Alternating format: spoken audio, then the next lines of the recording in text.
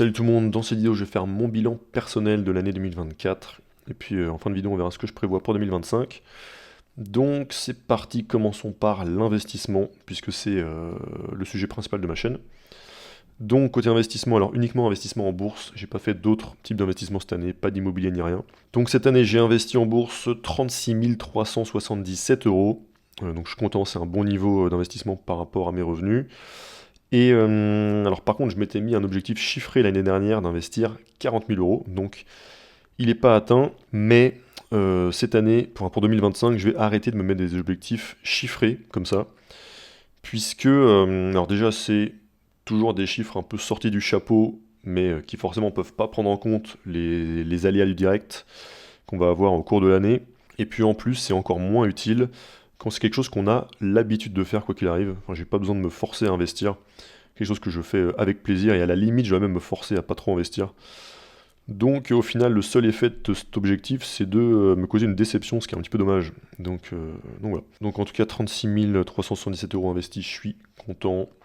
Et ensuite au niveau de la performance, donc là je tourne cette vidéo le 30 décembre au soir, donc il reste une journée mais ça changera pas grand chose. Donc depuis le 1er janvier, donc ici dans la colonne Year to Date, le S&P 500 a pris 25,18%. Et mon portefeuille, en tout cas mon portefeuille principal pour l'instant, donc le premier, celui que j'ai depuis janvier 2022, puisque l'autre, je l'ai créé que en cours d'année. Donc ce portefeuille-là, il a pris 59,27%, ce qui est assez fou. Je me serais pas attendu, même si mon objectif c'est de battre le S&P, je me serais pas attendu à un tel écart. Parce que ça fait plus 34% par rapport au S&P sur l'année. Et on voit bien l'écart se creuser ici sur le graphique des performances cumulées. Donc 1er janvier 31 décembre 2023, on était ici. Donc mon portefeuille avait fait plus 26,3% et le S&P plus 7,6%.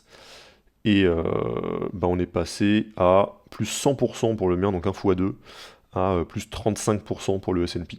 Donc super année à ce niveau-là, et j'espère que je vais conserver un bon écart avec le S&P à long terme.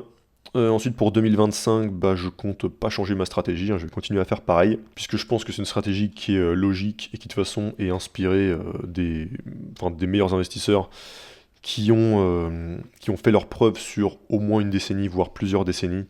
Donc les classiques Warren Buffett, Terry Smith, François Rochon et plein d'autres. Et cette année, en 2025, je vais surtout me concentrer sur améliorer ma compréhension de ce qu'est une bonne entreprise.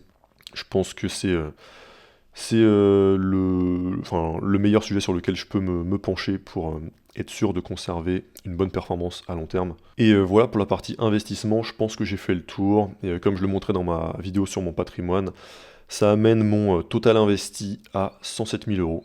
Donc voilà, une belle évolution par rapport à l'année dernière où j'étais vers les 30, j'étais à 36 000, un truc comme ça. Donc c'est bon pour la partie investissement. Maintenant on passe à la partie YouTube et le business qui va avec. Donc pour la chaîne YouTube, je suis très content. Donc j'ai fait beaucoup mieux qu'en 2024 qu'en 2023. Donc beaucoup plus de vues, beaucoup plus de watch time, d'abonnés aussi. J'avais commencé l'année à 2617 abonnés. Et là, bon, il reste encore une journée, mais je suis à 6517, donc ça fait plus 3900. Donc j'ai pris plus d'abonnés cette année que l'année dernière. Et je n'ai pris même 50% de plus. Donc ça va, je suis content. Et du coup, en 2025, je devrais enfin passer la barre des 10 000. Mais donc je vais essayer d'en prendre plus que cette année, donc plus de 4 000.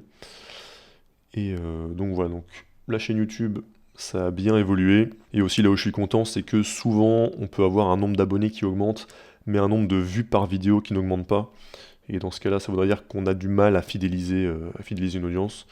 Mais là, mon nombre de vues par vidéo a continué à augmenter de mois en mois. Donc avec de plus en plus de vidéos qui se rapprochent des 10 000 vues, comme ici sur mon patrimoine.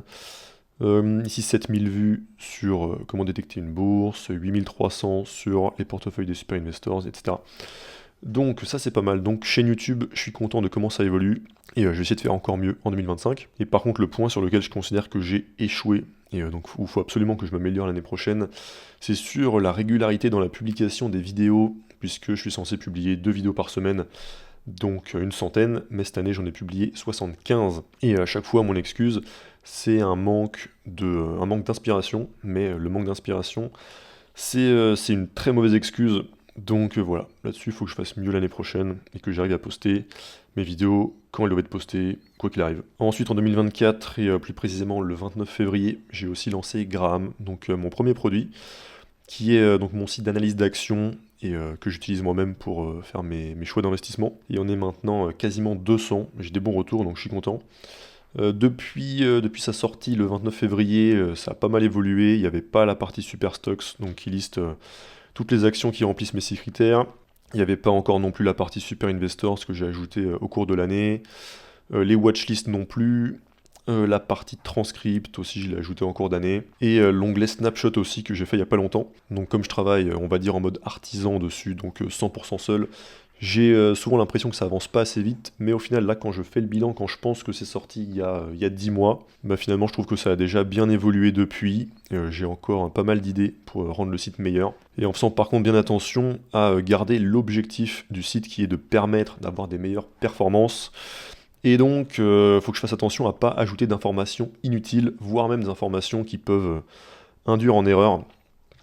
Ce qui, je trouve, est un des plus gros problèmes sur les autres sites et une des raisons pour lesquelles j'ai créé le mien plutôt que de simplement utiliser quelque chose d'existant. Donc c'est pour ça que je préfère être très sélectif sur ce que j'ajoute et par exemple surtout pas mettre de news, pas mettre tout ce qui est les notations des analystes, tout ça, toutes les informations qui sont en fait du poison pour bien investir. Donc voilà l'objectif de ce que j'essaye de faire avec Graham, donc un site optimisé pour améliorer ses perfs avec les informations qui sont vraiment utiles quand on investit. Et le fait de ne pas vouloir mettre certaines informations, j'ai conscience que ça ne plaira pas au plus grand nombre, mais je préfère largement avoir un site qui permet vraiment ses utilisateurs d'augmenter leur perf et donc concrètement de gagner plus d'argent, même si ça reste un produit de niche, plutôt que d'avoir un site qui affiche le maximum d'informations possible au détriment des résultats qu'auront ses utilisateurs. Et j'ai fait en sorte d'aligner mes intérêts, vu que je suis moi-même utilisateur à peu près tous les jours de Graham. Et ben j'ai pas vraiment envie que mon site se transforme en poubelle remplie d'informations nocives. Et puis c'est aussi cohérent avec mes objectifs de vie, puisque mon but c'est pas de faire la plus grosse boîte possible. Mon objectif c'est avant d'être un objectif de richesse, c'est un objectif de liberté. Liberté qui passe par avoir un certain niveau de richesse, mais comme c'est plus un moyen qu'un objectif final, je préfère faire un produit sur lequel je vais prendre plaisir à travailler pendant des années, voire des décennies, et que je vais aussi prendre plaisir à utiliser pendant des années, voire des décennies. Donc voilà, mon objectif avec Graham, YouTube, les investissements, etc., c'est de créer ma vie idéale, mon lifestyle idéal, mais donc ça passe forcément par aimer ce que je fais. Donc voilà pour ça, et du coup, en parlant de lifestyle idéal, autre nouveauté de 2025, c'est qu'à partir du 8 janvier, je vais passer en temps partiel. Et donc, je vais pouvoir travailler plus, donc 4 jours par semaine au lieu de 2, sur mon business en ligne et ma chaîne YouTube. Et donc, je vais pouvoir vivre ma vie idéale 4 jours par semaine, ce qui est déjà une bonne progression. Donc, ça, je suis hyper content. Et le temps partiel, ça me permet de faire la transition en douceur, sans risque. Donc c'est parfait. Donc, pour tout ce qui est business et création de contenu, je pense que j'ai fait le tour. Ensuite, bilan au niveau santé. Donc comme j'ai dit juste avant, mon but c'est d'avoir une belle vie. Et donc pour avoir une belle vie, faut une bonne situation financière, des bonnes relations et entre autres une bonne santé.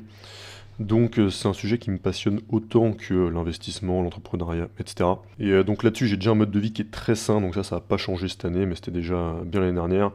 Donc j'ai jamais fumé, je bois pas, je dors entre 8 heures et 9 heures par nuit. Et niveau alimentation, je cuisine quasiment tous mes repas à base de produits bruts. Donc tout ça c'était déjà au point. Et par contre le sujet sur lequel je me mets des objectifs, c'est sur la musculation. Et donc cette année j'ai légèrement progressé puisque j'avais commencé l'année à 82 kg. Et je l'ai fini à 84, donc plus 2 kg, sachant que à la base j'avais démarré de 57 kg pour 1m88. Et donc maintenant la progression elle est beaucoup plus lente qu'au début. Et donc 2 kilos c'est pas si mal, mais comme quand même je sens que là je stagne un petit peu et que j'ai du mal à progresser plus loin, j'ai pris pour la première fois une aide extérieure. Jusqu'à maintenant j'avais toujours fait tous mes programmes tout seul. Mais là pour continuer à progresser et pour atteindre mon physique ultime, j'ai pris une analyse morpho-anatomique et un programme adapté par rapport à mes longueurs osseuses, mes longueurs musculaires et mes points faibles. Donc voilà, donc ça normalement ça devrait me faire bien progresser. Et comme j'ai pas non plus des objectifs de volume qui sont énormes et que je suis déjà plutôt satisfait du volume que j'ai, bah j'aimerais bien que là en 2025 j'atteigne le niveau auquel j'ai envie de me maintenir après. Et pourquoi pas après me mettre en mode maintien, ce qui serait l'occasion d'aller essayer d'autres sports.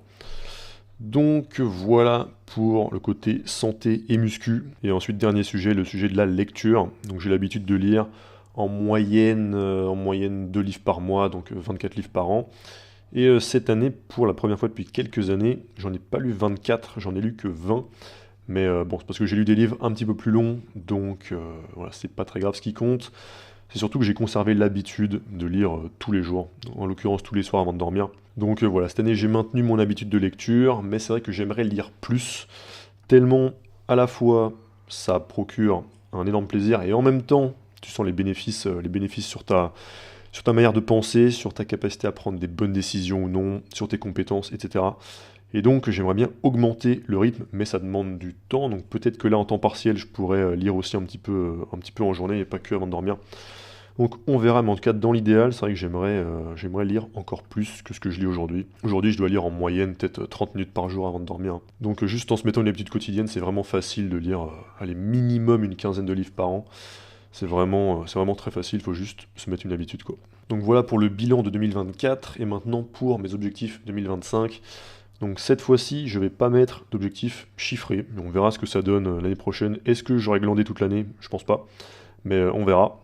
Là, je me mets juste on va dire des grandes directions et plutôt des objectifs d'habitude.